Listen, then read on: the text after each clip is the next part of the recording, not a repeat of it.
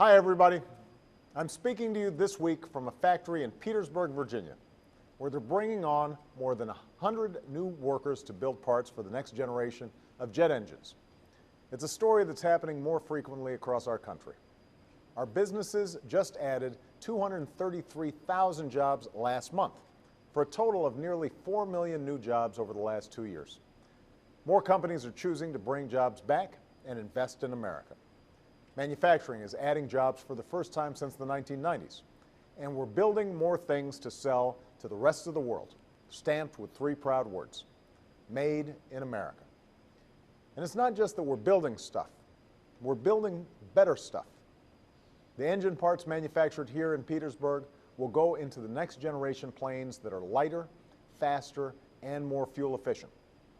That last part is important, because whether you're paying for a plane ticket or filling up your gas tank, technology that helps us get more miles to the gallon is one of the easiest ways to save money and reduce our dependence on foreign oil. The recent spike in gas prices has been another painful reminder of why we have to invest in this technology. As usual, politicians have been rolling out their 3-point plans for $2 gas. Drill, drill, and drill some more. Well, my response is we have been drilling.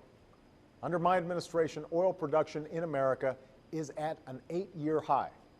We've quadrupled the number of operating oil rigs and opened up millions of acres for drilling.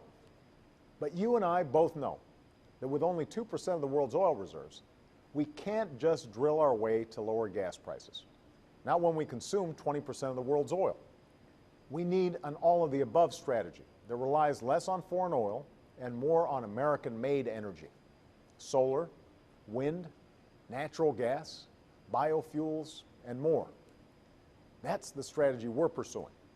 It's why I went to a plant in North Carolina earlier this week, where they're making trucks that run on natural gas and hybrid trucks that go further on a single tank. And it's why I've been focused on fuel-efficient cars since I took office. Over the last few years, the annual number of miles driven by Americans has stayed roughly the same, but the total amount of gas we use has been going down. In other words, we're getting more bang for our buck. If we accelerate that trend, we can help drivers save a significant amount of money. That's why after 30 years of inaction, we finally put in place new standards that will make sure our cars average nearly 55 miles per gallon by the middle of the next decade, nearly double what they get today. This wasn't easy. We had to bring together auto companies and unions and folks who don't ordinarily see eye to eye. But it was worth it, because these cars aren't some pie-in-the-sky solution that's years away.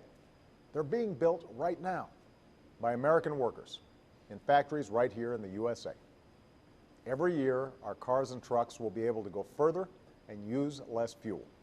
And pretty soon, you'll be able to fill up every 2 weeks instead of every week, something that over time will save the typical family more than $8,000 at the pump.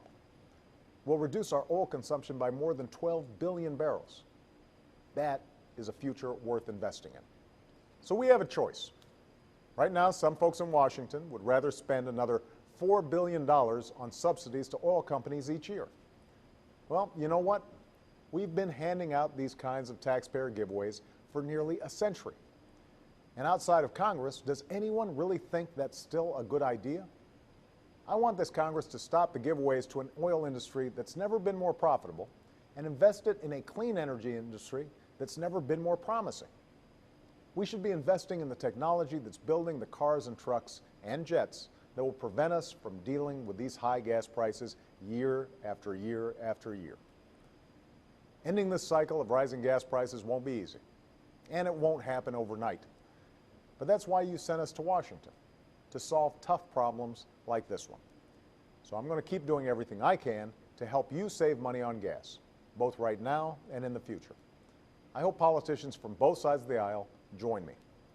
Let's put aside the bumper sticker slogans and remember why we're here, and get things done for the American people. Thank you, God bless you, and have a great weekend.